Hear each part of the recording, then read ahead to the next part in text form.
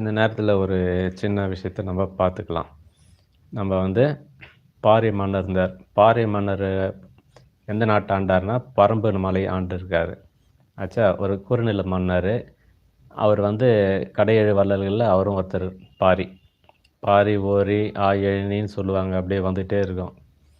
அவருடைய புலவரில் இந்த நட்பு புலவர் வந்து கபிலர். அவர் கபிலர் எங்கே பிறந்தாருன்னா திருவாதவூரில், பாண்டிய நாடுன்னு இருக்குது அந்த இடத்துல திருவாதவூரில் பிறந்திருக்காரு.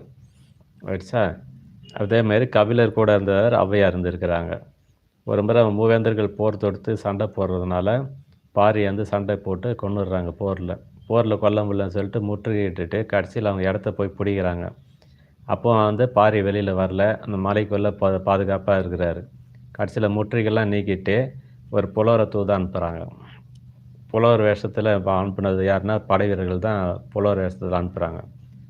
பாரிகிட்ட நைஸாக பேசி கத்தி வாங்கிடுறாங்க. கத்தி வாங்கி பாரியை கொன்னுடுறாங்க. கொன்னுட்டு வெளில வந்துடுறாங்க. இப்போ பாரி மகள்கள் பார்த்தீங்கன்னா 2 பேர். ஒருத்தர் அங்கவை, இன்னொருத்தர் வந்து சங்கவை. 2 பேர் இருக்கிறாங்க. இவங்க அனாதரவாக ஆயிடுறாங்க, நிராதரவாக ஆயிடுறாங்க. ஏன்னா அப்பா இறந்துட்டாங்க இல்லையா. நாடும் பிடிச்சிடுறாங்க.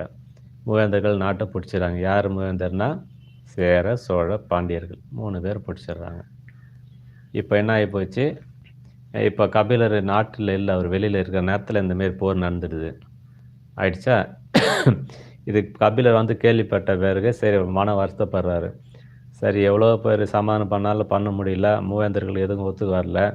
என்ன பண்ணிட்டாரு, சங்கவிக்கு கல்யாணம் பண்ணலாம்னு சொல்லி ட்ரை பண்ணுறாரு. அதுவும் பண்ண முடியல இவர்கிட்ட. ஏன்னா புலவர்கிட்ட அந்தளவுக்கு செல்வம் கிடையாது.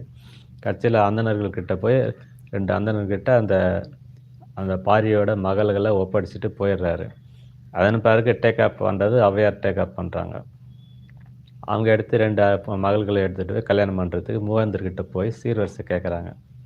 அவங்களும் என்ன பண்ணுறது, தப்பு வந்து சீர்வரிசை கொடுத்துட்றாங்க.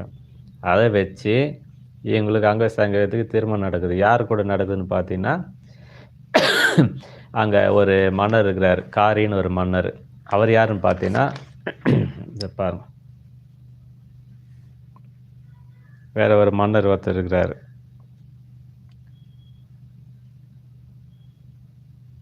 விச்சிக்கோ அல்லது மலைமான், அதான் மலைமான் காரி, அதான் மலைமான்ற இடத்துல இருந்து காரியோட மகன்களுக்கு கல்யாணம் பண்ணி வச்சிடுறாங்க. அப்படி போகுது.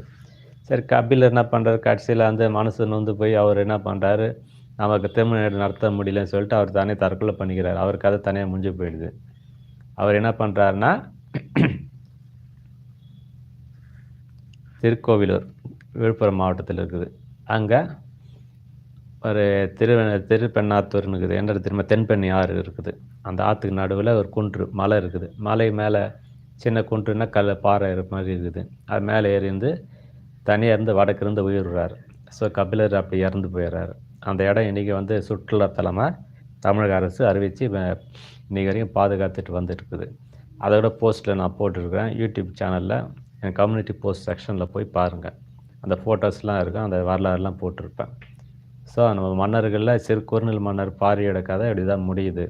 அவருடைய புலவர்களோட கபிலர் கதை இப்படி தான் முடிஞ்சிடுச்சு. ஔவையாரை தான் எடுத்து என்ன பண்ணுறாங்க, அங்கே அந்த 2